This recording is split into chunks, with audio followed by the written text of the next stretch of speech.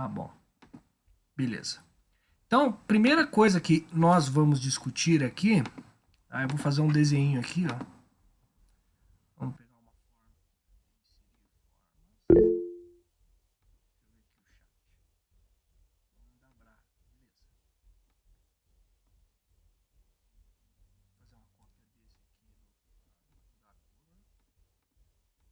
uma Ô, Gama, tá sem som aí pra mim. Pra Tá mim, sem pelo som? menos. Não sei tudo. Não, agora foi, agora foi. Foi? Ah, tá, beleza.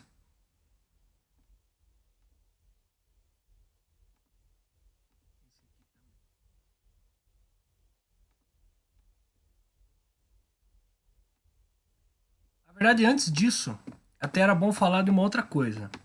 Então, a primeira coisa que a gente vai falar, que eu vou falar aqui é sobre dois conceitos. O que é um monômio e o que é um polinômio. Vocês devem já ter visto, por exemplo, quando a gente tem, então, vou pôr um exemplo de um monômio. Então, x vezes y. Então, 2xy.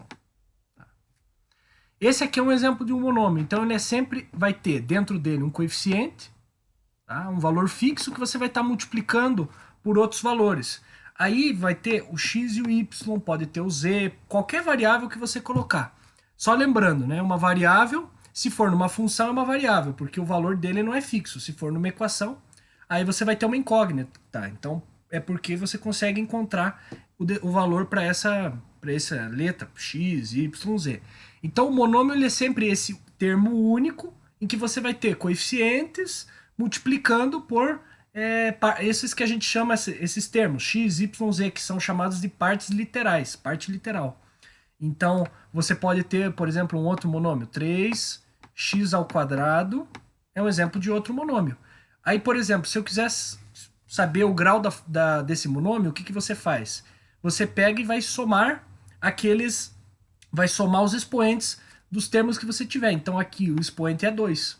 Então, o grau desse monômio que você tem, o grau dele é 2. Outro exemplo, então, por exemplo, 4x ao quadrado, y ao cubo. O grau desse, você vai somar o 2 com o 3. Então, o grau desse monômio é 5, certo? Então, esse é o conceito de monômio.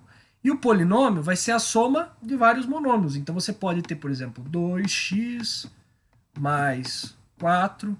Por exemplo, aqui você tem um monômio, uma constante. Então, quando você faz essa soma, ou você faz operações de subtração entre os monômios, você tem o que a gente chama de polinômio. Depois eu vou mostrar porque que tem até uma classificação dos tipos de função que a gente acaba usando esse conceito de monômio e polinômio. Tá? Então tá. Agora vamos para uma noção mais intuitiva do que é uma função. Então a gente tem dois conjuntos Ô, aqui. Gava, Pode falar. você colocou pra gravar? Coloquei. Aham. Ah, então tá bom. Desculpa. Então, primeira coisa, vamos estabelecer uma relação entre dois conjuntos. Esse primeiro conjunto, ele é conhecido como domínio. Tá? Minha letra é horrível, eu vou colocar só as iniciais. Pronto. Domínio. Tá? E esse outro aqui, ele é chamado de contradomínio. Contra...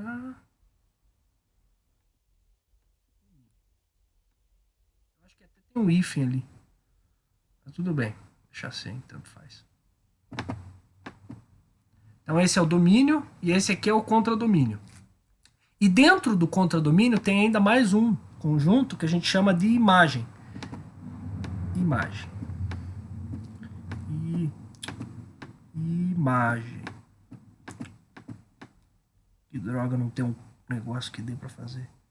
Imagem. Então, o que acontece? Por exemplo, pense isso aqui como se fosse, digamos, entre aspas, um processo produtivo. Você coloca, você tem as entradas, você tem o processo e você tem a saída. Então esse aqui a gente vai chamar ele, às vezes você pode encontrar a gente chamando de input, é o que você está colocando. Então é a tua variável x na tua função. Então, por exemplo, eu coloco o 1, o 2, o 3, o menos 1. E aí aqui do outro lado, a imagem serão os valores respectivos, né, que você vai encontrar depois do processo que você vai fazer com esses valores, com esses elementos. Então, por exemplo, se a função, o processo, digamos, entre aspas, né, a transformação que você fizer foi, eu pego o valor inicial e multiplico por 2. Então você vai ter o 1 multiplica por 2 vai dar 2 aqui. 2 vai dar 4. O 3 vai dar 6. E o menos 1 vai dar menos 2. Tá? Então, veja. O conjunto do domínio vai trazer todos esses elementos que você está inserindo. Tá? E quem que está saindo aqui? A imagem que poderia chamar, então, de output, é o que está saindo. Então, são os elementos que estão, digamos, essa transformação desses primeiros elementos. E o contradomínio? O contradomínio vai ser o conjunto de todos os elementos possíveis e que não são possíveis também. Então, por exemplo, vamos supor que eu coloque uma condicional aqui. Se x for diferente de 7, por exemplo. Aí eu vou ter o elemento 7 aqui, veja. Se eu colocasse o 7 aqui no x, daria 14. Só que o que acontece? Ele está me dando uma condição que eu não posso pôr o 7 ali dentro. Então o que acontece? Esse elemento 14, ele vai estar fora da imagem. Porque não vai ter ninguém que vai estar relacionado com ele no domínio. Esse aqui não vai poder existir. Então o contradomínio vai ter todos os elementos possíveis, né, valores que estão na imagem e os valores que não estão na imagem. Deu para entender mais ou menos? Por isso a gente fala que normalmente o contradomínio, o conjunto dele é o conjunto dos reais. Conjunto de todos os números, certo? E o conjunto da imagem vai depender para cada função. Deu para entender isso ou tá meio confuso? Né? Tem alguma dúvida? Eu entendi perfeitamente, Gava. Então tá bom. Então vamos pro próximo aqui. Eu vou fazer uma cópia desse daqui, ó.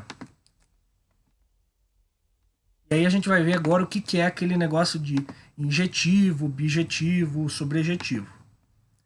Primeira coisa. Ô, Gava. Usa o exemplo da magenta, por favor. Magenta? Ah, você quer o exemplo da estrelinha? Vou fazer a estrelinha. Coloca então. A magenta aí, por favor. Tá bom, vou pôr estrelinha. Magenta, tem o roxo aqui. Certo. O contradomínio é os reais, então. Isso, o contradomínio normalmente ele é os reais. Se você tiver o exercício lá, vai dizer todos os números possíveis. E aí o da imagem são só aqueles que têm relação com alguém que você colocou X. Entendeu? Sim. Beleza. Então, por exemplo, vai ter esse conjunto aí zoado aí que eu fiz. Então, aqui a nossa função, deixa eu colocar um exemplo. Vamos começar falando sobre função injetiva. Então, vou de novo no exemplo do 2x, menos 2x. Tá? Então, o que vai acontecer? Para a estrelinha aqui vai dar menos 2 estrelinhas, mas tem que ser vermelho, ó.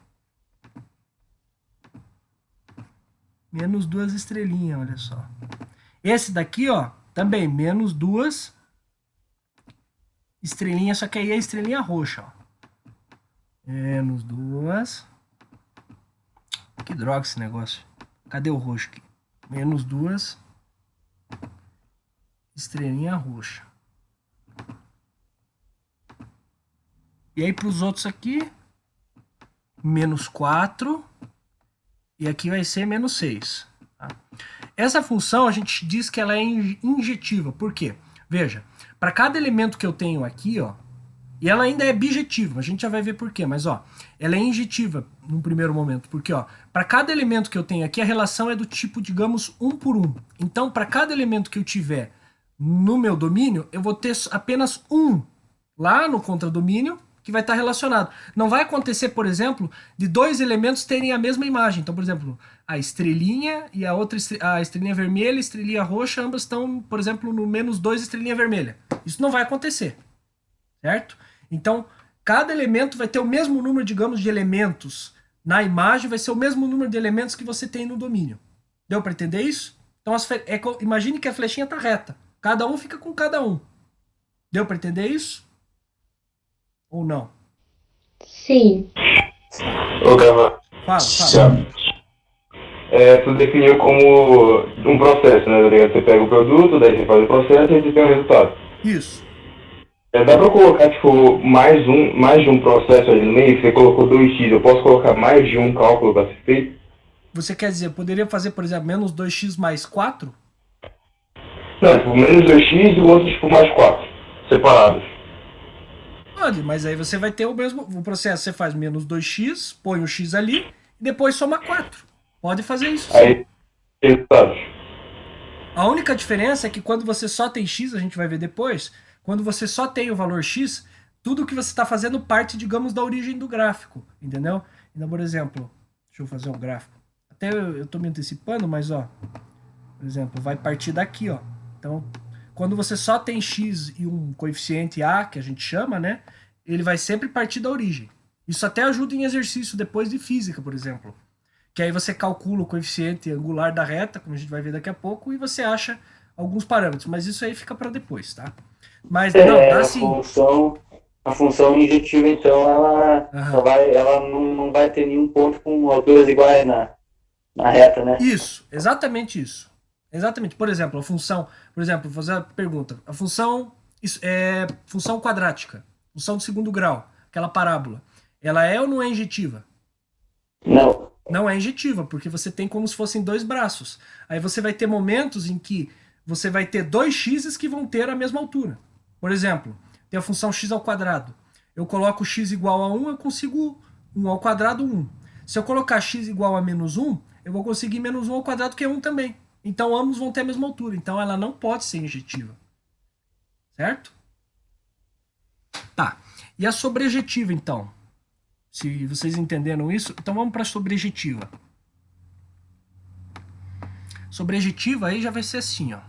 2, 3, 4, 5 e 6 e, sei lá, menos 3x mais 1. Vou fazer um negócio assim.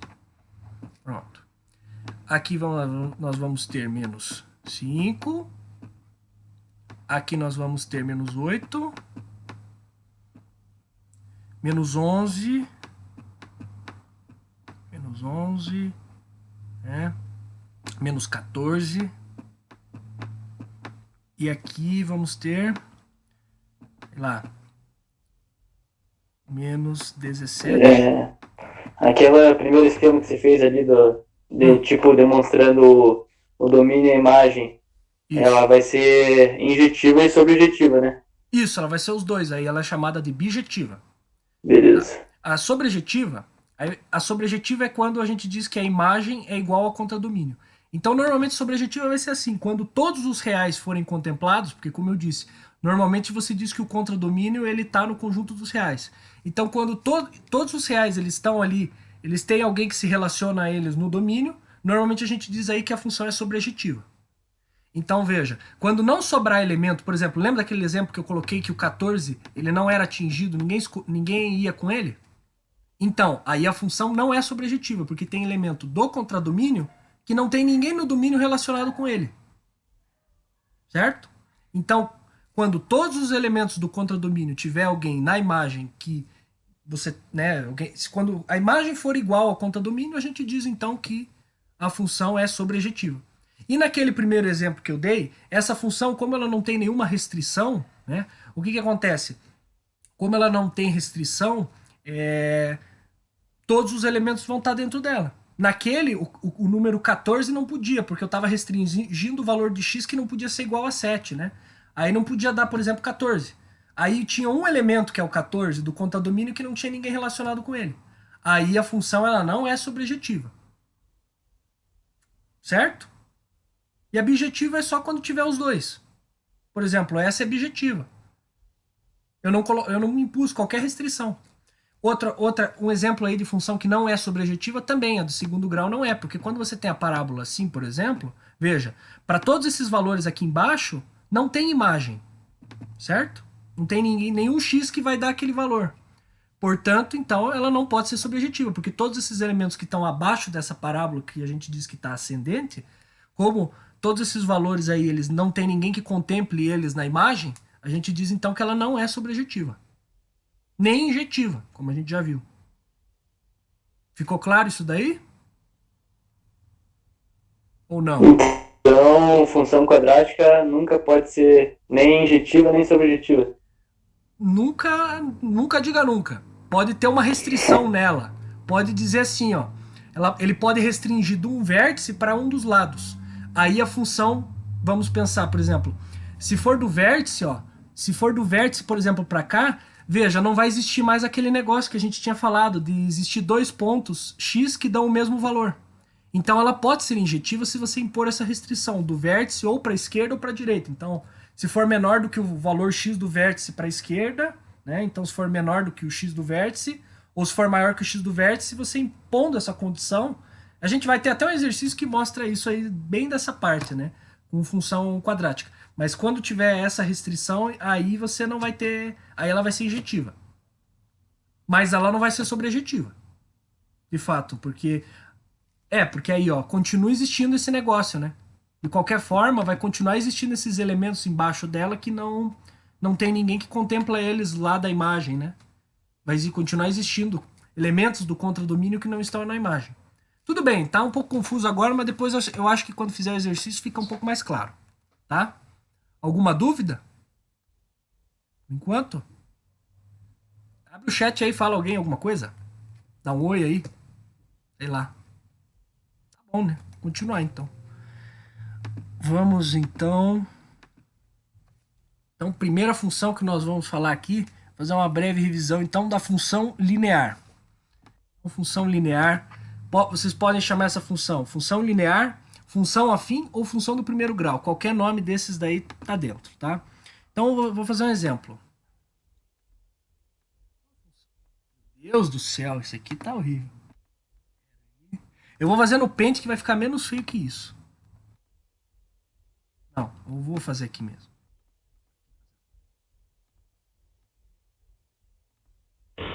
Gala definitivamente não nasceu para fazer design. Não, definitivamente não.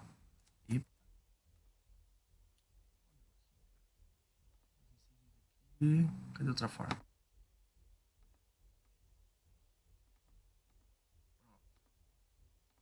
Então, esse aqui é um exemplo de uma função, né? Função afim. Então, a função afim, como a gente sabe, ela é uma reta sempre vai ser uma reta. E o que é importante? Qual que é a lei de formação que a gente chama aí dessa função? Ah, sim, eu esqueci de falar também do negócio, mas eu vou deixar para depois. Ela é sempre do tipo ax mais b. Tá? Então, todos os exercícios você vai ver que ela vai ser um f de x, a gente vai dizer f de x igual a x mais b. Tá bom. Então, veja, a gente tem o que a gente chama, esse elemento b aqui, ele é chamado de coeficiente linear. O coeficiente linear, você consegue encontrar ele facilmente no gráfico, tá? Então, quando ele partir desse ponto zero aqui, o coeficiente linear é zero. Tá? Mas o coeficiente linear tem uma forma bem simples de você encontrar ele.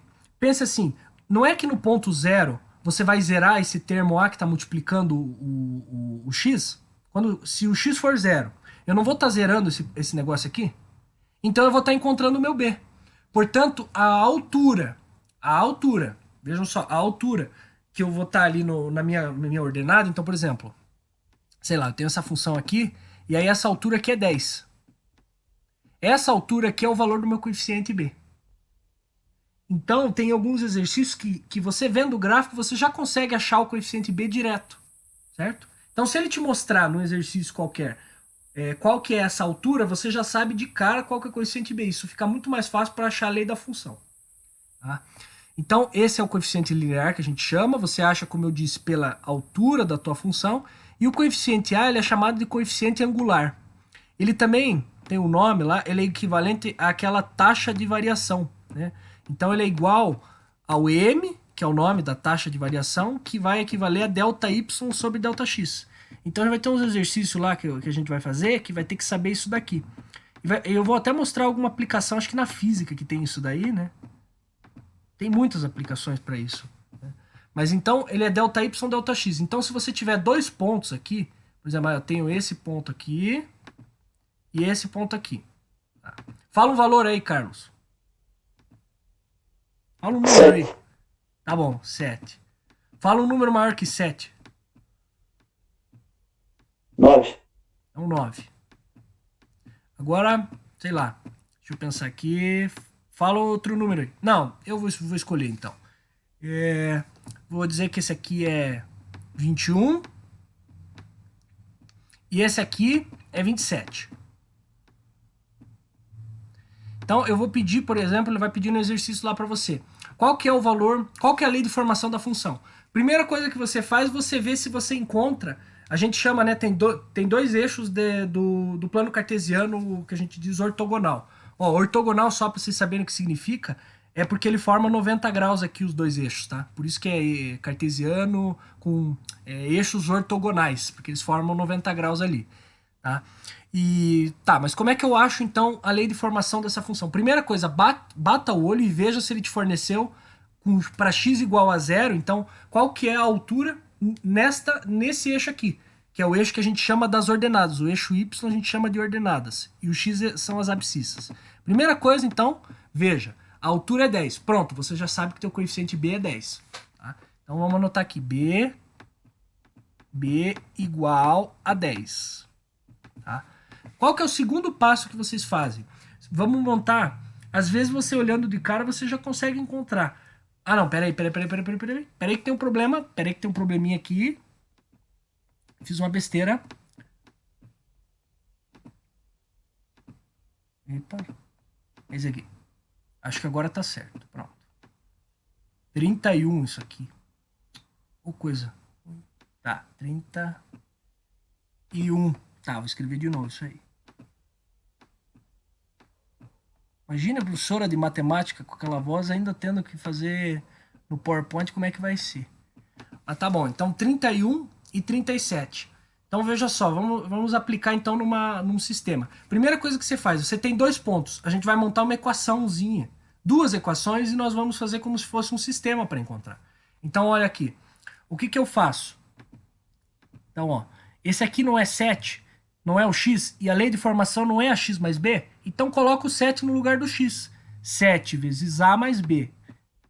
7 vezes a... Ô, Gava, dá pra tirar esse amarelo aí que não dá pra ver muita coisa. Tá ruim esse amarelo? Pera aí que eu vou pegar o mouse aqui, senão deixa eu ver se melhora essa coisa. Porque tá difícil que eu tô fazendo no próprio negócio aqui. Vamos ver se fica melhor com o mouse. Só um segundinho, eu já mudo para uma outra cor aí.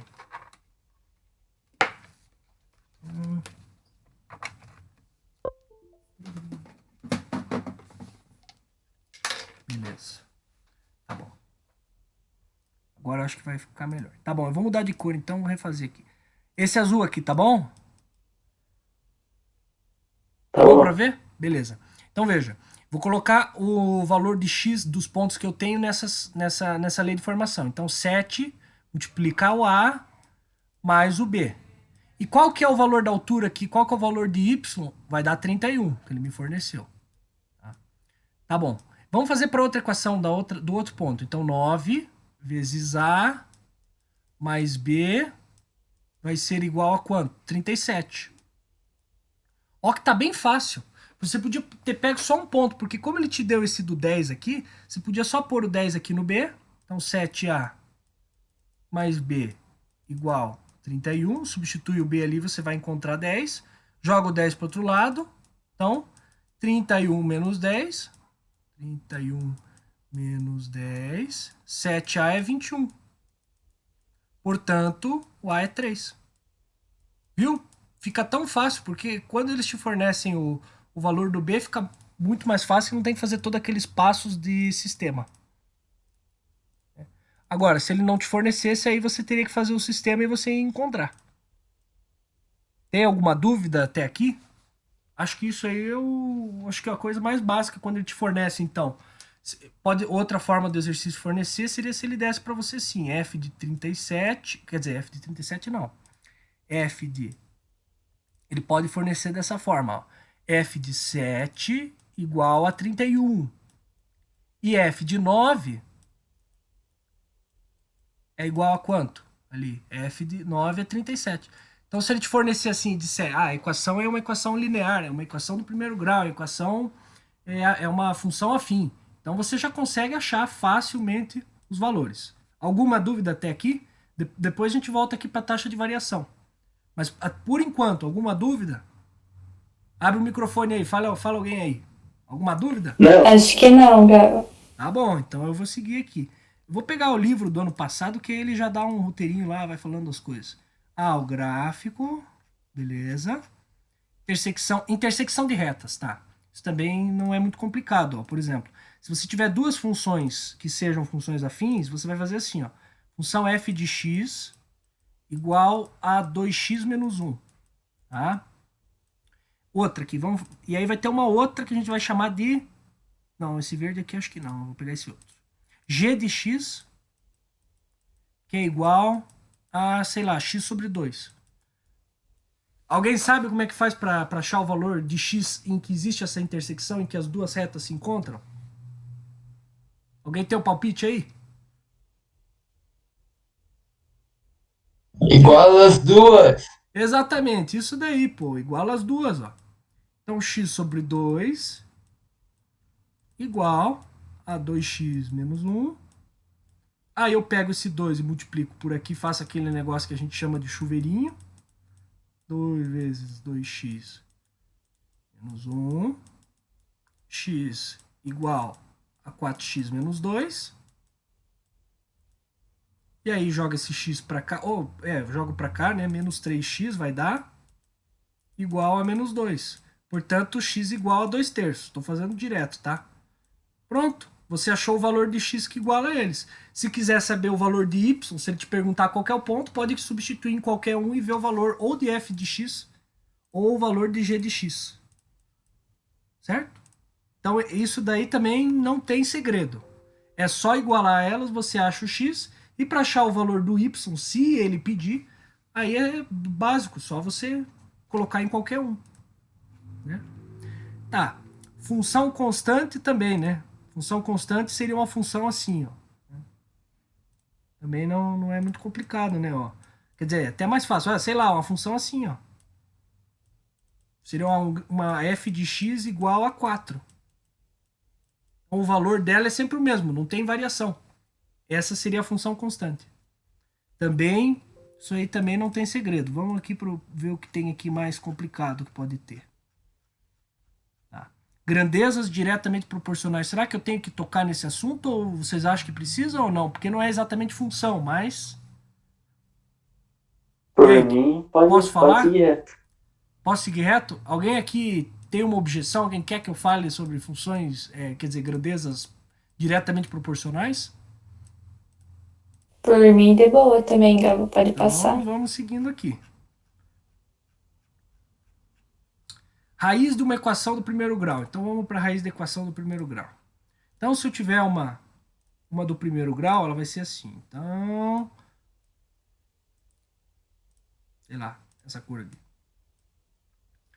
Vamos chamar isso aqui... Tá, eu estou fazendo um gráfico qualquer. Eu até não sei se o formato é esse, mas vamos lá. Supor que, então, que ele se encontre aqui, ó. Tá, qual que é o valor disso daí? Então, vamos dizer que nossa f de x é... Sei lá, fala aí uma lei de uma função aí qualquer. Que seja a função afim, né? Sei lá, 3... X mais 1. X mais 1. Tá bom. X mais 1, então. X mais 1. Como que você vai encontrar? Quando o gráfico, quando a tua função for uma função linear, função afim, função primeiro grau, o que você faz? Vai ter só uma raiz, certo? Então ele só vai cruzar em um ponto. Simples, você vai pegar o teu f de x e vai dizer que ele é zero. Porque é o ponto em que a tua altura é zero. Em que a tua imagem é zero. Então você vai dizer que f de x é zero e vai resolver a equação ali que vai ter. X menos 1. Era x menos 1, né? Não x mais 1. Então, x menos 1 igual a 0. Aí você vai aqui, x igual a 1. Certo? Esses negócios aqui, peraí. Tá, deixa assim.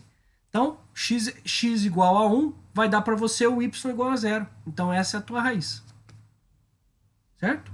Era isso. Se precisar outro exemplo, mas não, isso também não é complicado, é bem fácil essa parte. A parte mais difícil, vamos ver o que é. Aqui, ó, taxa de variação. Aquilo que a gente estava falando, né? Então, quando eu tenho o meu gráfico, ele vai ser assim, ó. AX mais B, né? Então, essa é a lei de formação, sempre vai ser desse formato. Sempre vai ser um parâmetro A multiplicando o X mais o B. Então, é sempre a tua, como é que é? Coeficiente angular vezes X mais o teu coeficiente linear. Tá? Então, olhem só. Esse parâmetro aqui, como ele que está determinando a variação, ele é chamado de taxa de variação. Então, ele é chamado de M, ele é equivalente a M, que é igual a ΔY sobre ΔX. Então eu vou pegar um exemplo de uma função assim, ó.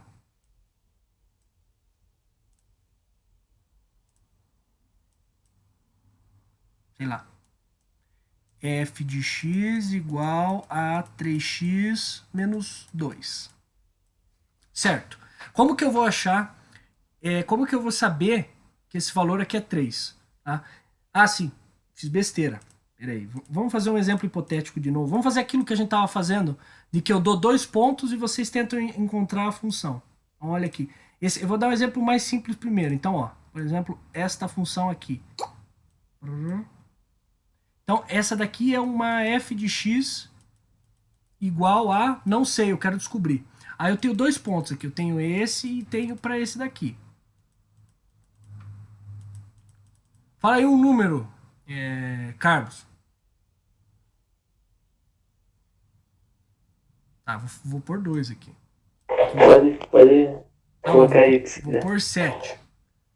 Aqui vai dar 4 e aqui 14. Aí eu peço para você, me encontre qual que é a lei de formação desta função. Como que você faria?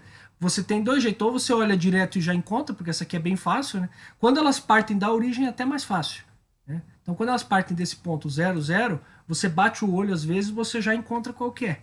O que você faria pelo método tradicional? Você sabe que quando ele parte da origem, como eu disse, o valor de B é 0, né? Então você só precisa achar o parâmetro A. Para achar o parâmetro A, eu disse que ele é ΔY, ΔX. Então você pega os 2 pontos que ele te forneceu, e faz a subtração entre os y. Então você pega 14 menos 4, primeiro ponto, segundo, e aí você faz a mesma coisa, né? Aí pega a mesma ordem de pontos e divide para os x desses pontos. Então o x desse aqui é 7 e o x do outro aqui é 2. Então você vai achar 14 menos 4 é 10 e 7 menos 2 é 5. Portanto, a tua taxa de variação é 2. E como eu disse, a taxa de variação m, ΔY sobre ΔX, é equivalente ao valor de A. Então, o teu valor vai ser A igual a 2. Sabendo que A é igual a 2 e B igual a 0, eu já sei minha função. 2x. F de x igual a 2x. Certo? Então, vamos fazer aqueles exercícios daquela lista que eu tinha mandado? Então, se não tiver, acho que tem até mais...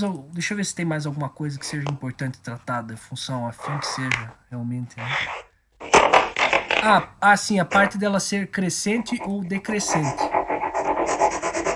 Então, a função... Vamos pegar um outro exemplo, então, aqui. Eu vou fazer o gráfico aqui. Como é que ele é quando uma função é crescente? Veja.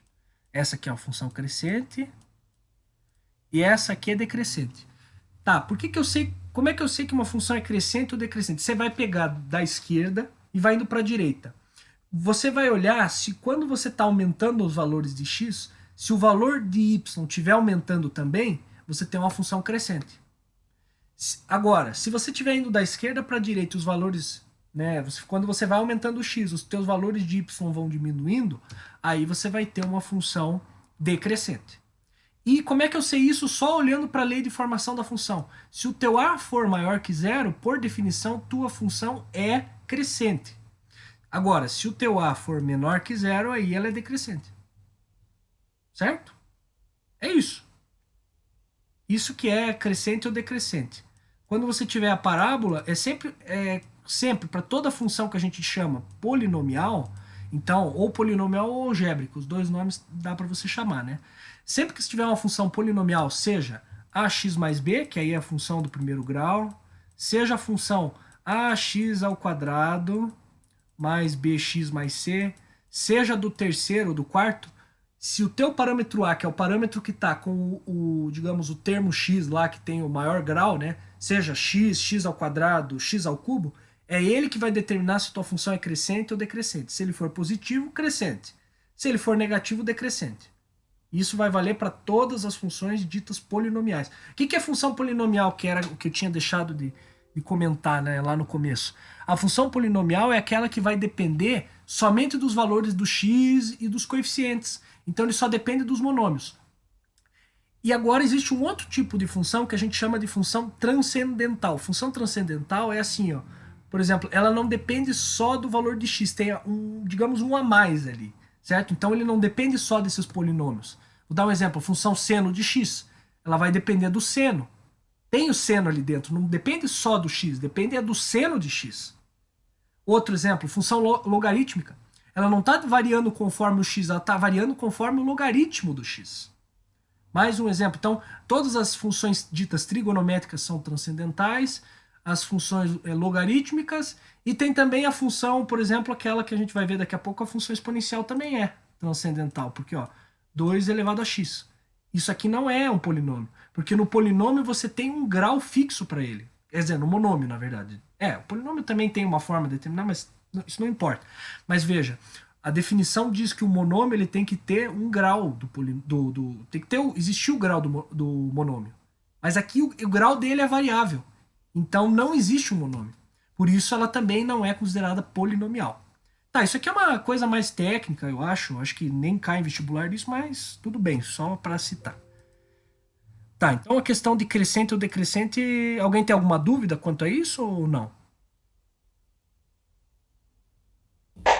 Não. Sem dúvidas, Gaba. Pode falar então. Sem dúvidas, desculpa, entendi errado. Tá bom então. Isso, Gaba, sem dúvidas.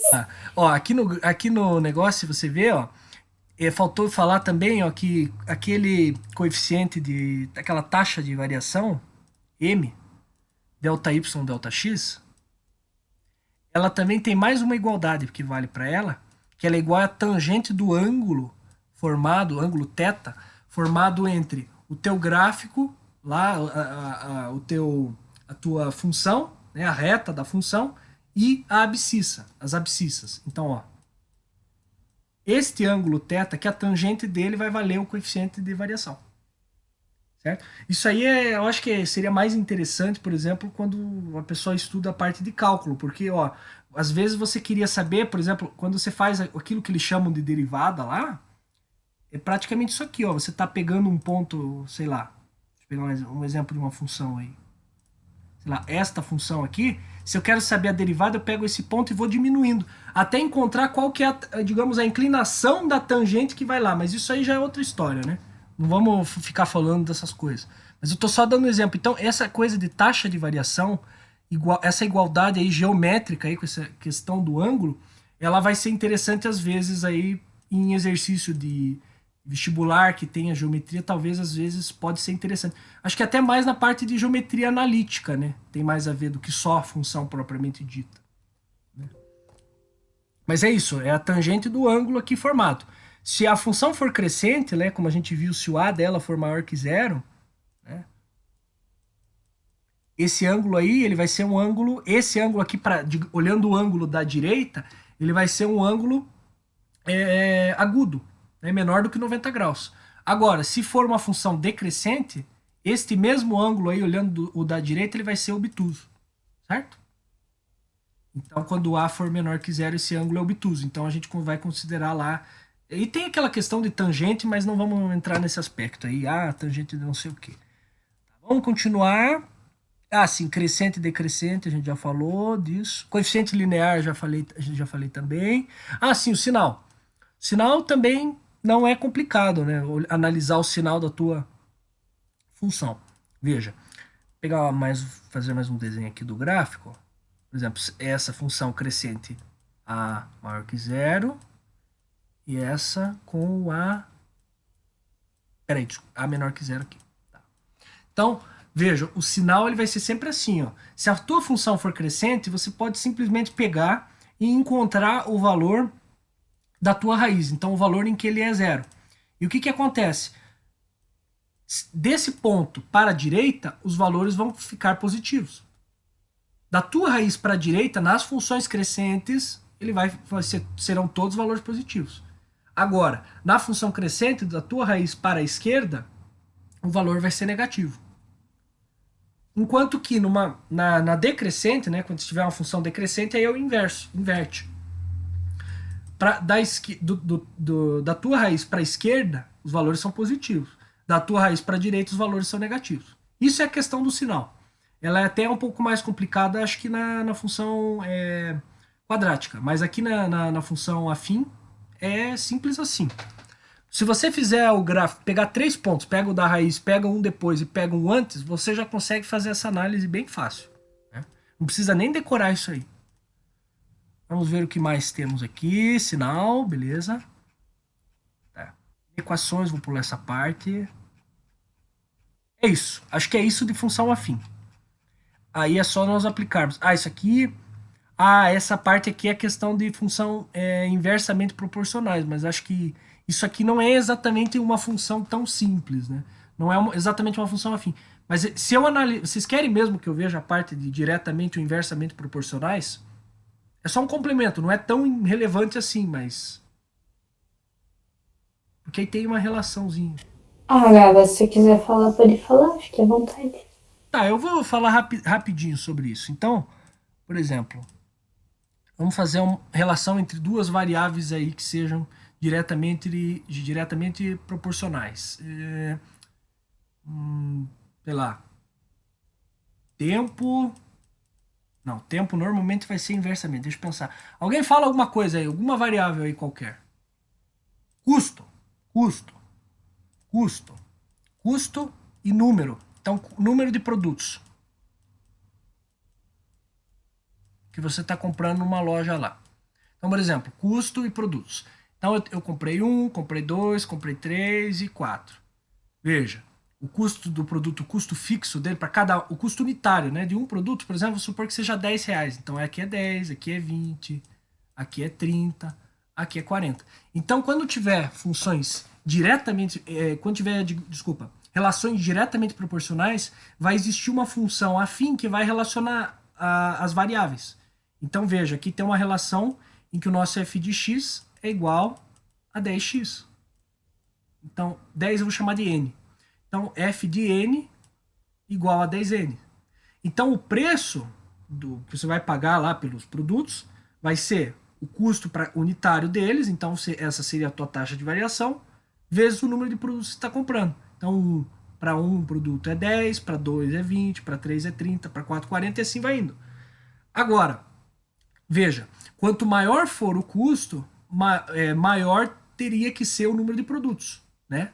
Para que isso aconteça. Agora, vamos ver então, isso aqui é bem simples, né? Vou apagar isso aqui.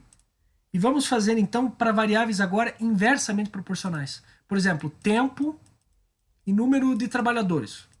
Sei lá, que estão fazendo uma obra lá. Então, por exemplo, trabalhadores. Então, por exemplo, se eu tiver 1, 2, 3 trabalhadores, veja, começo com tempo, sei lá, vai demorar 10 horas para fazer aquela obra lá, aquele, sei lá, pintor que está pintando uma parede. Estou dando um exemplo. Veja, conforme eu vou aumentando o número de trabalhadores, não faria sentido que o tempo aumentasse. Elas são inversamente proporcionais. Então, quanto mais trabalhadores eu puser para fazer aquilo, menor vai ter que ser o tempo. Aí, o que acontece? Vamos fazer, então, aqui é um pouquinho mais complicado, porque o que você faz? Quando você quer achar a relação dessas variáveis, você vai ter que inverter uma delas. Então, por exemplo, você vai montar como se fosse uma fração. Esse sobre esse, 1 sobre 2, e aí do outro lado, 10 sobre x. Só que aí você inverte a ordem, você eleva a menos 1 essa fração. Então, 10 sobre x elevado a menos 1 vai dar x sobre 10. Portanto, 2x é 10. Portanto, teu x aqui agora vai ser 5. Né? 5. Aí você pode fazer a mesma coisa para o outro lá, né? X sobre 10 igual a 1 sobre 3. Então, 3x igual a 10, né? Você faz aquele negócio que você cruza eles aqui, 3x igual a 10. Portanto, 10 terços, né, seria 3,33333333. Então, as variáveis elas são inversamente proporcionais. Certo? Então, aqui... Você pode repetir essa parte? Qual parte? Essa das inversamente proporcionais, mas você quer que repita a partir da onde? O que você não entendeu? A relação? Eu não entendi. Eu não entendi basicamente o conceito, assim. Inversamente proporcional é quando eu aumento uma coisa, a outra diminui, proporcionalmente. Então, por exemplo, conforme eu for aumentando o número de trabalhadores, o tempo para fazer uma tarefa fixa é o mesmo. Uhum. Deu pra Mas entender essa parte? por que você pegou 1 sobre 2 e x sobre Por que 10? eu inverti? Tipo, fiz esse negócio de inverter a fração, a ordem. Ah, Eu entendi inverti para deixar agora. os dois como se... Quando eu invertesse, é como se eu fizesse isso. A flechinha tá para baixo, eu levanto ela e os dois estão para cima, entendeu? Entendi. Eu inverto Obrigada. para consertar esse negócio dela serem inversamente. É um pouco confuso, mas é isso. Fala aí, Carlos. E no gráfico, no Ah, no gráfico gráfico? é inversamente proporcional, Então, não seria cara. uma reta, já seria uma curva, então. Então, cara, é isso aí. Deixa eu só ver aqui, peraí. Então aqui de 10, ó. Aqui ele dividiu por 10, né? Aqui ele também dividiu por 10. Peraí, não, peraí que é o inverso, né? Pus na ordem aqui contrária, tem que fazer. Na verdade, ó, ele tem o gráfico ali no livro, ó. O gráfico é o que a gente chama de hipérbole. Porque, ó, conforme você for aumentando, é como se a variável ela tivesse como se ela tivesse no denominador. Então, ó, conforme você vai aumentando os valores, ó, vai diminuindo a tua razão e ela vai tendendo ao infinito. Ela nunca chega a zero. Não vai ter raiz para essa função. Mas ela vai tendendo. Isso aqui é o que eles chamam de assíntota. Assíntota porque ela está tendendo a um valor. Então, quando a tua função ela nunca chega num valor, mas ela está tentando chegar a um valor, aí a gente diz que é uma assíntota. Ele usa um exemplo, por exemplo, aqui, ó. Aquele negócio da lei lá do... Como é que era o nome daquela lei? Lei da pressão lá, lei de Boyle, não sei o das contas, não me lembro o nome agora. Aquela que quanto maior conforme você vai aumentando a pressão, o volume é inversamente proporcional. Então veja, nessa relação, a tua curva vai ser essa assíntota assim. É um pouco confuso, tá? Mas isso eu acho que não sei se cai muito em vestibular. O mais importante é saber calcular o valor, por exemplo, te fornece, por exemplo, como eu fiz ali, né? Ele te forneceu que para 10 horas, um trabalhador faz o serviço em 10 horas. Tá, mas se eu quiser que façam em 5 horas, quantos trabalhadores eu preciso? Aí você faz esse negócio da inversão. Mas normalmente é isso. Não vai cair o gráfico. O gráfico é mais complicadinho mesmo. Beleza? Restou alguma dúvida disso? É um pouco complicado, mas não é tão importante, né? Mas se quiserem eu repito. Acho que dá pra entender.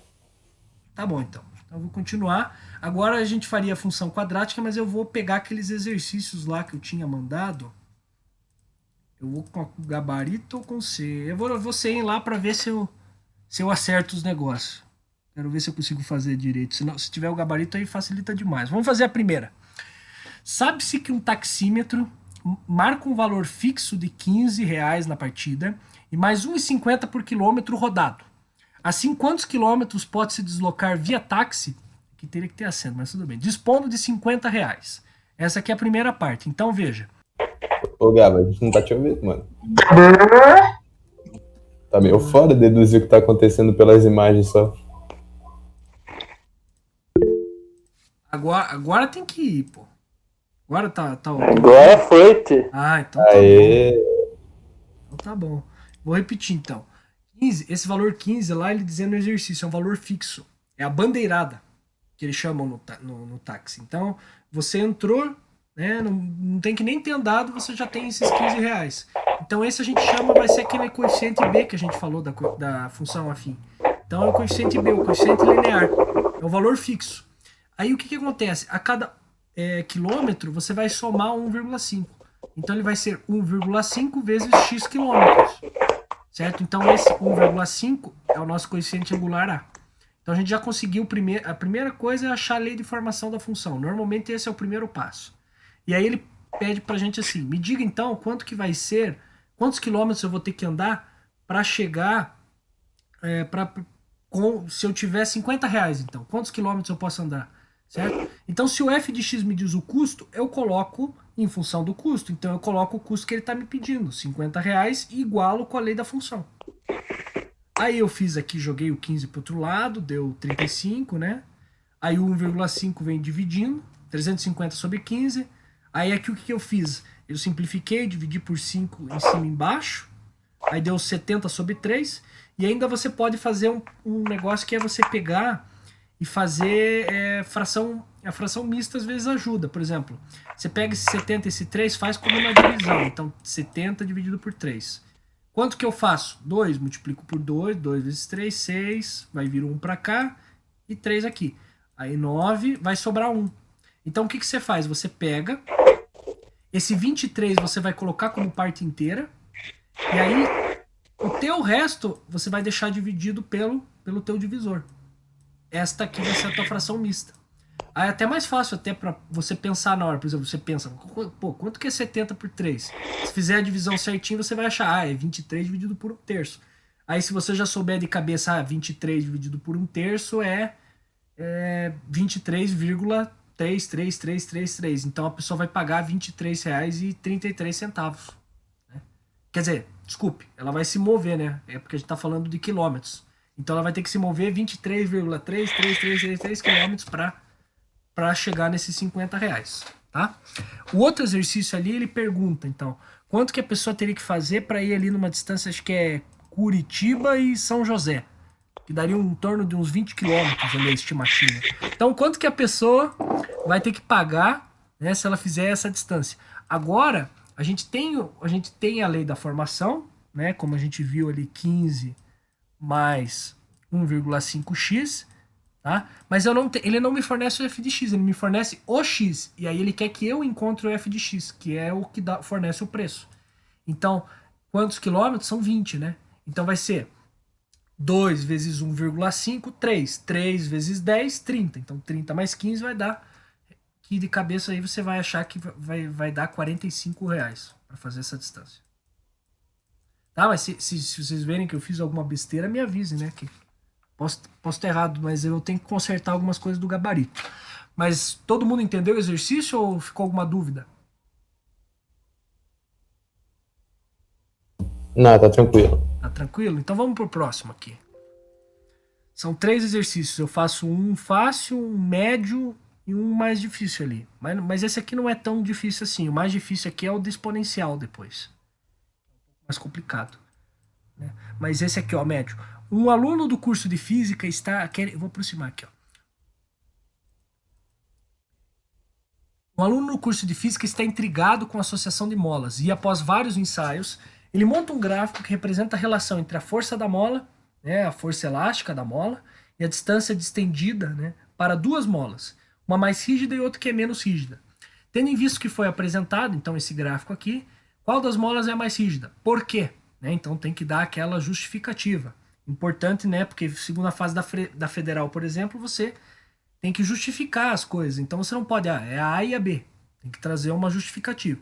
E ele ainda pede quais seriam os coeficientes elásticos, né? O coeficiente elástico é esse valor K da tua função, né? Para cada uma dessas molas. Então o que nós vamos fazer? Primeira coisa, a gente pode dizer qual que é mais rígida e menos rígida simplesmente olhando o gráfico. E depois nós vamos calcular o que? A taxa de variação. Porque, veja, o nosso f de x, que é a força elástica, vai ser igual a K vezes ΔX. O ΔX não é como se fosse a variável x, então é como se fosse f de x igual a vezes x. Então, esse K aqui, que a gente tá vendo aqui, ele é como se fosse o coeficiente angular da tua reta. E aí o que acontece? Aqui ele forneceu para você, ele tá, como dá para ver, né? Se você não aplicar força, né? Se você não distender a mola, não vai ter força elástica. Então ele parte da origem. Certo? Então não vai ter valor, o valor B é zero, aquele coeficiente linear que a gente estava falando, o valor dele é zero. Agora, como que eu faço então para achar o coeficiente angular? Como que eu faço para achar o A, o M, ΔY sobre ΔX, chamem como quiser. Como é que eu faço isso? Aqui ele fica até mais fácil, porque como parte da origem vai ser ΔY, então 6, por exemplo, se eu quiser para o A, né, eu posso fazer 6 menos 0 dividido por 3 menos 0. Certo? Você faz isso. Nem precisa fazer o menos 0, é só pegar o 6 e dividir pelo 3. Então você já vai achar que esse coeficiente da reta A é 2. E o coeficiente da reta B é 4 menos 0, 4, né? Dividido por 5 menos 0. Portanto, 4 quintos. 0,8. Todo mundo tá aí ouvindo? Sim. Ficou claro isso daí? Então qual deles aqui, agora pergunta, qual deles é mais rígido? Pense, qual das molas é mais rígida? É a mola que você tiver que aplicar mais força para ela distender uma certa, né? Então, para uma mesma, digamos assim, distensão, né? Alongamento da mola, acho que é melhor. Então, para o mesmo X, você tem que ver qual que vai ter o maior força, qual que vai ter o maior F de X. Aí você sabe, aqui tiver o maior F de X é a mais rígida. Aqui pelo gráfico você já vê, né? Para o mesmo valor 3, veja, o B está bem abaixo do A. Então o A é mais rígido, a mola A é mais rígida que a mola B. Então você já responde, a mola A é mais rígida que a B. Por quê? Porque o coeficiente angular da mola A é maior que o coeficiente angular da mola B. Ou você explica o que eu disse. Para o mesmo valor, por exemplo, 3, você vê que o valor da força elástica é menor do B em relação ao A, pelo próprio gráfico. E o valor do coeficiente elástico, esse valor K aqui da função, é fácil. É como a gente viu ali. Pega e faz ΔY, ΔX. 6 menos 0 para o A, né, pegando para a função A, 6 menos 0, dividido por 3 menos 0. 2. E para o B, né, 4 menos 0, dividido por 5 menos 0, né, 0,8 vai dar. 4 quintos. Então, o coeficiente elástico da A é 2 newton por centímetro e do B é 0,8 newton por centímetro. Né? Ficou claro isso? Ou alguma dúvida, algum comentário, alguma coisa? Vocês queiram falar? Acho que deu pra entender bem. Tá de boa. Entender? Ah, então beleza. E esse aqui é o último, também tem taxa de variação, só que aqui agora é usando a ideia da tangente. Então vamos ver aqui. Um aluno estudou a relação entre as variáveis consumo de oxigênio e tempo. Né? Então o consumo em litros e o tempo em minutos. De um ser humano, o que lhe permitiu montar o gráfico com a tabela abaixo. Tá bom. Assim defina qual seria o consumo médio de oxigênio para 10 minutos e para 20 minutos. Quanto será? Então, veja, é bem fácil, porque se você achar o de 10 minutos, é só multiplicar por 2. Né? Porque como ele está vindo aqui da origem, pensa que você não vai estar mexendo no B, você só está mexendo com A. Então você pode fazer direto. Né? Você calcula o 10 e depois multiplica por 2 o resultado para 10 minutos, e aí você vai ter o para 20 minutos. Né? Tá, mas vamos fazer então pelo jeito certinho aí. Deixa eu ver então, ele forneceu para nós o ângulo só. Certo. Esse aqui é meio complicado. Alguém saberia resolver esse daqui? Não precisa dar resposta, mas se alguém saberia resolver esse daqui se eu não desse nenhum ponto, só o ângulo. Alguém aqui acha que saberia? Então, vejam. Não é tão complicado, porque aqui a gente teve a sorte que está partindo da origem. Então, quando ele parte da origem, veja, não vai ter que achar o B, entendeu? Então, ele forneceu, você só vai ter que achar o A. Então, como que a gente vai achar o A? Vocês lembram que o A, como a gente já tinha visto, né, a taxa de variação, coisa que é bem importante. Então, A é igual a M, que é igual a ΔY sobre ΔX. Só que ele não forneceu 2 pontos para mim. Eu só tenho um, que é o 0, 0, é a origem. Né? Então, eu não posso usar nenhum desses daqui. O que eu posso usar é a tangente do ângulo, que ele me forneceu, que o ângulo ali é 30 graus. Veja. Se eu souber qual que é a tangente de 30 graus, eu sei o valor do A. E como ele está saindo da origem, o nosso B é 0. Lembra? Então a gente só vai ter que achar o A. Aí a gente já acha a lei da função e aí aplica para 10 minutos e para 20. Então, ó, tangente de 30. Vocês têm que lembrar que esses daqui são os casos importantes, né, dos ângulos. Né? Então tem que saber seno, cosseno e tangente dos ângulos de 30, 45 e 60. Mas tem até um jeito mais fácil, né? Em vez de ficar decorando a música, se você decorar a primeira linha, todas as outras você acha de um jeito bem fácil. Ó.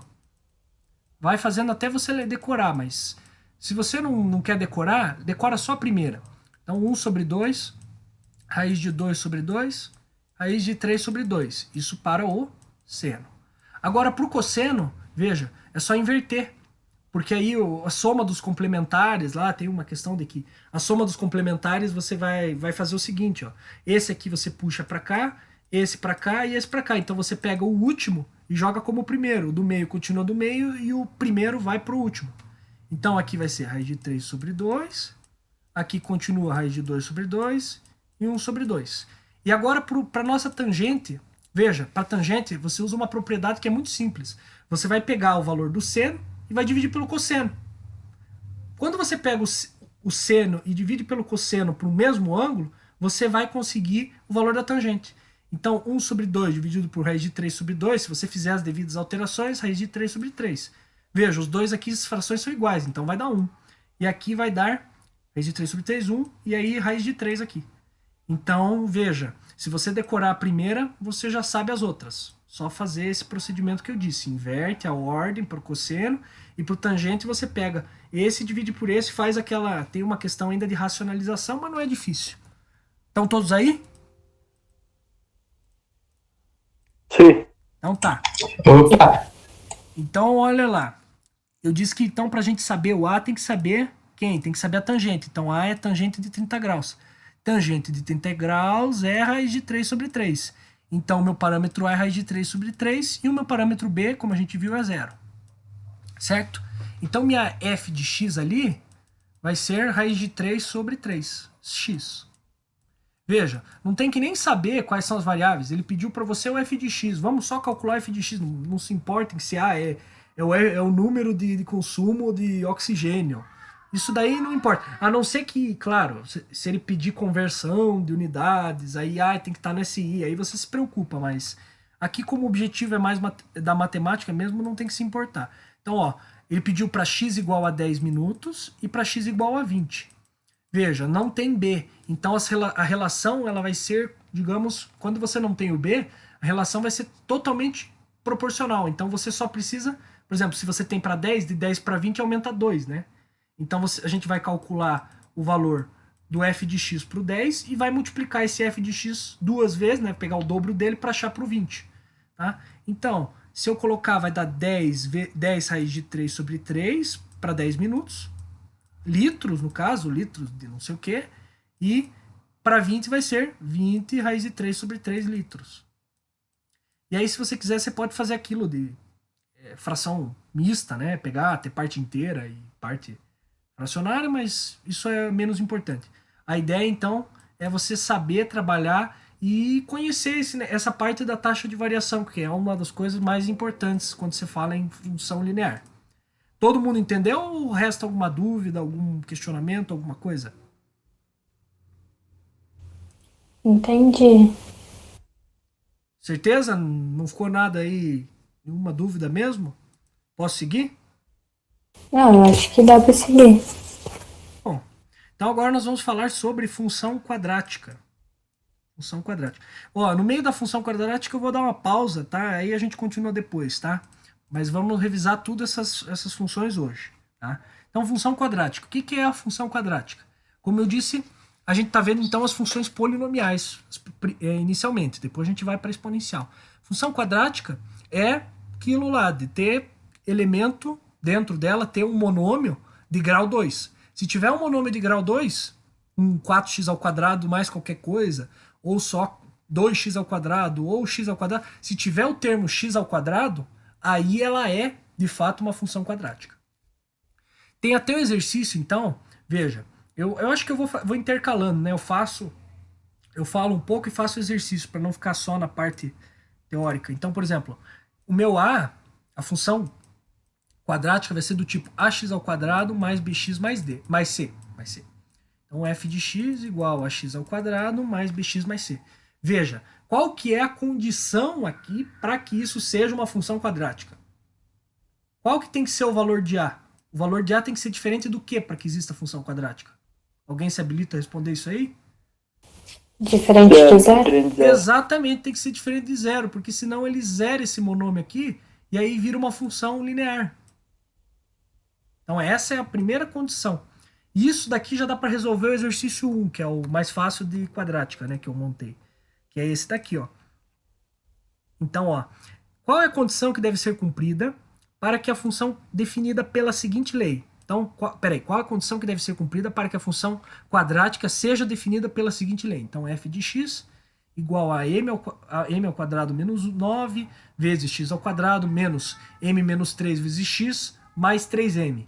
Veja, essa parte aqui nos interessa? Não. Ele está pedindo qual é a condição para que exista. A condição é como a gente viu, o A tem que ser diferente de zero. E veja, esse m ao quadrado menos 9 aqui, que está entre parênteses, ele que é o nosso termo A. Então, esse m ao quadrado menos 9 vai ter que ser diferente de zero. Então, vamos fazer assim, ó, m ao quadrado menos 9 diferente de zero. O que eu faço? Muito simples, jogo esse 9 para o outro lado, m ao quadrado, e extraio a raiz. Então, mais 9 aqui. Aí eu faço a raiz quadrada disso, só que, lembre disso, sempre vai ter a resposta positiva e vai ter a negativa, tá? Então vai ter mais raiz de 9, que é 3, e menos raiz de 9, que é menos 3. Certo? Então vai ter essas duas opções. Então o valor de m não pode ser nenhum desses dois. Senão a tua função quadrática não vai estar definida como função quadrática. Vai ser uma função, quando m for 3 positivo ou quando m for menos 3, aí a tua função não vai ser quadrática. Vai ser uma função do segundo grau. Beleza? Então essa é a resposta da primeira questão. Vamos continuar aqui. Então, aqui ele pega um exemplo de área, né? Talvez a gente faça isso, acho que não. Mas é interessante porque acho que alguns vestibulares acho que cai bastante esse negócio de área aí. Tá, vamos ver. Chama-se função quadrática, polinomial do segundo grau.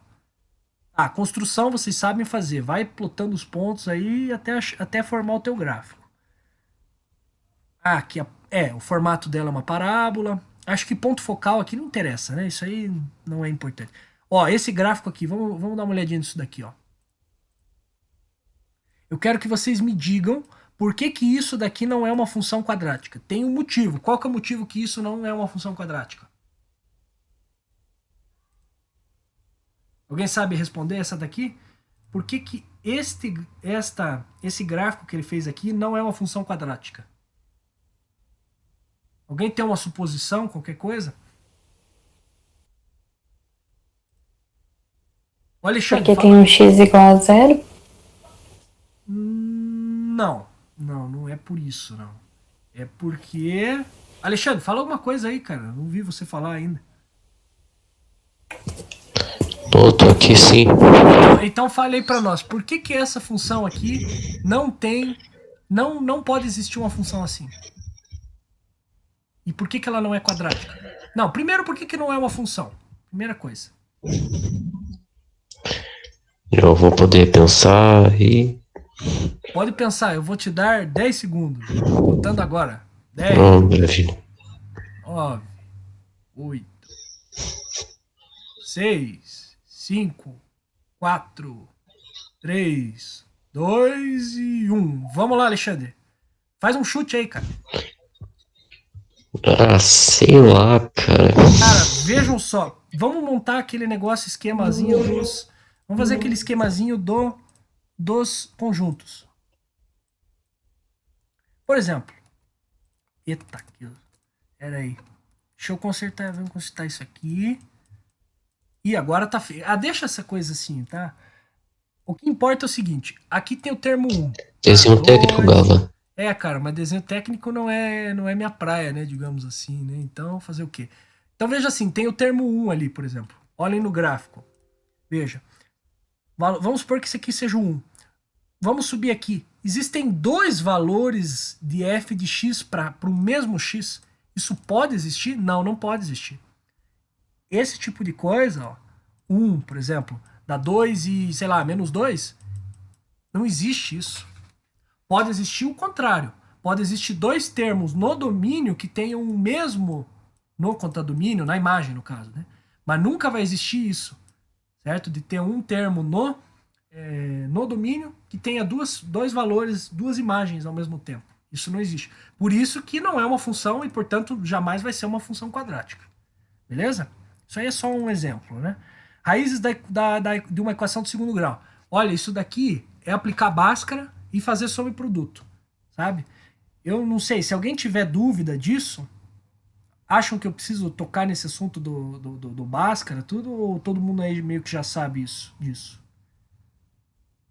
Acho que pode seguir. Pode seguir? Bhaskara eu manjo. Então tá bom. Soma produto, vocês sabem também? Soma e produto, né? Chamam relação de Ricard, né? Também sabem, né? Então beleza. Quantidade de raízes. Raízes abscissas intersecta. Ó, o negócio da quantidade de raízes, ele vai ter 2 raízes, mas existem algumas condições para ele ter, que você vai saber o número de raízes. Mais para baixo ele fala, isso aqui é soma produto. Aqui, ó, eu acho que antes de falar desse negócio, eu vou falar de forma fatorada. Esse é interessante, porque o pessoal esquece disso.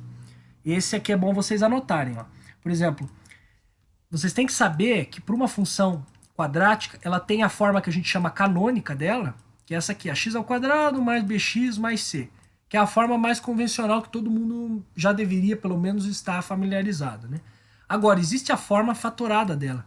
Por que a forma fatorada é importante? Porque quando você faz o exercício de vestibular, ele quer que você, por exemplo, se ele pedir qual que é a função definida e ele te dá uns pontos ou alguma coisa assim, ele vai querer sempre a forma fatorada. Então ele vai querer a forma mais simplificada possível, certo? Então com mais fatoração possível. É por isso que isso é importante. Então vejam, a forma fatorada é definida assim, é A vezes x menos x' vezes x menos x duas linhas. O que são essas linhas aqui? Essa linha aqui é a raiz, é a primeira raiz, certo? E esta daqui é a nossa segunda raiz. Então as raízes vão estar aqui e isso daqui vai ser a definição da tua função. Então se você desenvolver isso daqui, vai acabar caindo nisso daqui. Certo? Então se, por exemplo, ele pode fazer um exercício assim, é ax menos x', x menos x duas linhas, aí você chega aqui. Aí, por algum motivo, sei lá, dá que, sei lá, você tem que dividir por x menos x'. Aí você pega e deixa desse formato. E não faz essa fatoração. Você já perde nota se for da segunda fase da federal, porque você não fatorou. Então, se você tiver um monômio que for aqui em cima, uma equação, né, um polinômio do segundo grau, se for desse formato, e aqui embaixo tiver isso, sempre faça a fatoração para ver se tem como cortar algum desses com o de baixo. Tá? Vamos pegar um exemplo aí, sei lá, pegar uma função aí qualquer. 2x² mais x menos 1, sei lá. Vamos desenvolver as raízes dela, então, menos b, mais ou menos, raiz de b ao quadrado, então 1 ao quadrado, menos 4ac, então, mais 8. Sobre 2a, então aí 4. Então vai dar quanto? Se for positivo, vai dar menos 1 mais raiz de 9, então menos 1 mais 3 sobre 4. Portanto, vai dar 2 sobre 4, que é 1 sobre 2. E se eu pegar o valor negativo, eu vou ter menos 1 menos 3. Portanto, menos 4 sobre 4, então menos 1. Certo? Vamos ver se fatorando vamos ver se fatorando dá certo. Pega esse termo A2 aqui para nós, 2 vezes. Aí, que é o termo A, né, da tua equação, vezes. Aí vamos pegar a primeira raiz. Então, x menos a primeira raiz aqui, que é o 1 sobre 2. Então, x menos 1 sobre 2, vezes x menos quem? Menos 1. Então, menos 1, mais 1. Se vocês desenvolverem aqui, é para dar exatamente isso daqui. Vamos ver se dá. Então, esse x multiplica com esse x, vai dar x ao quadrado. Esse x com esse vai dar mais x, né? Mais x. Este menos aqui com esse aqui vai dar menos meio x. Então, no final das contas, x menos menos meio x vai dar meio x. Pera aí, deixa eu ver se tá dando certo. Pera aí. Só se... Pera aí. Menos meio x. Pera aí. Vai dar meio x aqui. E aí esse último aqui vai dar menos meio. E isso tudo multiplicado por 2, né? Que lembre que está multiplicando por A. Vai dar no final 2x ao quadrado, mais meio vezes 2 vai dar 1, então mais x, menos meio vai dar menos 1. Veja, você chegou na forma canônica, desenvolvendo essa forma fatorada. Entenderam isso? De fatorar? Deixa eu ver se eu não caí, pô. Não caí. Não, Gava, não caiu. Então tá bom. Sim, sim. Entenderam essa questão da fatoração, como é que faz? É bem importante saber porque segunda fase aí pode cair um negócio que tem que fatorar, né? Então chegou num polinômio lá do segundo grau em cima e embaixo tem um do tipo x menos alguma coisa, você pode fazer esse corte aí. Então ele vai querer que você fatore. Se você não fatorar, você perde ponto, né? Então a forma fatorada é importante saber. Beleza. Eu vou falar só, deixa eu ver o que mais tem aqui, ó.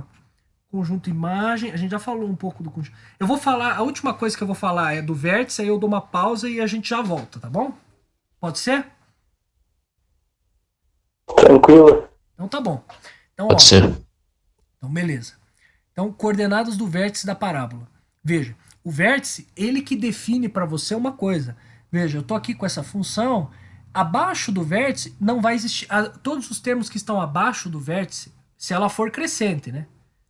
Se ela for assim, uma parábola com a sua concavidade para cima, os valores que estão abaixo do vértice, né, os valores de y que estão abaixo do vértice, são como se fossem aqueles valores do contradomínio que não estão na imagem. Aqueles valores que ninguém quer eles, coitados. Ninguém está tendo relação com eles. Entendeu? Então são os valores do contradomínio que estão fora da imagem.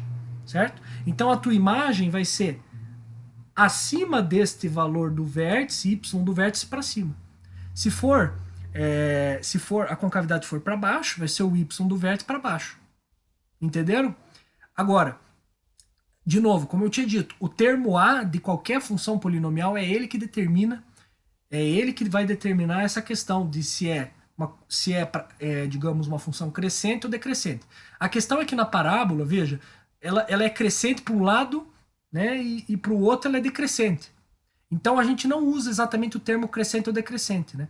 Porque se eu for da esquerda para a direita a partir do vértice aqui, veja, o valor está subindo. Se eu fizer a mesma coisa, só que do outro lado, o valor está descendo, certo? Então a gente não usa o conceito de crescente e decrescente exatamente aqui. Aí a gente chama que a curva aqui ela é ascendente quando tem a concavidade para cima e descendente quando a concavidade é para baixo. Gava, só uma pergunta que eu esqueci aqui. Beleza. O lugar onde a curva intercepta o eixo X é onde Isso. tem as duas raízes, né? Exatamente. As duas raízes. Pode ter duas, pode ter uma raiz ou pode ter nenhuma. Eu acho que é isso. Beleza. Não, pode ter duas raízes. Aí eles falam assim, não tem raiz, aí a tua parábola ela tá para cima, então ela não chega a tocar aqui, né? Então se ela tiver para cima ou se ela tiver virada para baixo assim e não tocar a abscissa, não tem raiz. Ela pode só tocar em um único ponto, tangenciar aqui. Aí a gente diz que tem duas raízes iguais, né? Que é a mesma coisa que dizer que só tem uma raiz, né? Ou ela pode ter, como a gente tá vendo nesses dois exemplos, duas raízes. Mas a gente vai ver isso daí daqui a pouco. Aí existe até aqui, ele faz uma demonstração e existe uma forma pronta de você encontrar as coordenadas do vértice, que é aquele ponto com o máximo ou o mínimo, né? Então veja assim, por exemplo, aqui é o ponto máximo ou mínimo da tua imagem, certo? Se a parábola for para cima, esse é o ponto mínimo. Se a parábola for assim, esse é o ponto, essa é a imagem máxima, é a imagem de maior valor. Então, como que eu vou encontrar a coordenada mesmo deste ponto? Você faz o seguinte, você pega, existe uma fórmulazinha pronta, que é menos b sobre 2a, né, e delta, vírgula, delta sobre 4a, eu acho que é isso, né, que ele fala ali. Ou tem um outro jeito, peraí.